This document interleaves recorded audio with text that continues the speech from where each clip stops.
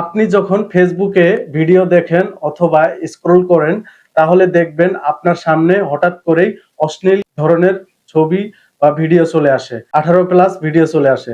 আজকের এই ভিডিওতে আমি দেখিয়ে দিব কিভাবে আপনারা এটাকে বন্ধ করবেন।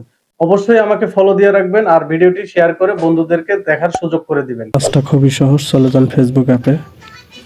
এখান থেকে আপনারা 3 ডটে টাচ করে দেন। এখান থেকে আপনারা সেটিং আইকনে টাচ করে দিন। এরপর একটু নিচের দিকে আসবেন, আসার পরে এখানে কন্টেন্ট প্রিফারেন্স এইখানে টাচ করবেন। এখান থেকে নিচে দেখতে পাচ্ছেন ম্যানেজ ডিফল্ট, এইখানে টাচ করবেন। এখান থেকে আপনারা সেনসিটিভ কন্টেন্ট এখানে টাচ করবেন। এখান থেকে আপনারা শোলেস এটাকে সিলেক্ট করে নিচে যে সেভ আইকন, এই সেভ আইকনে টাচ করবেন, ওকেতে টাচ করবেন।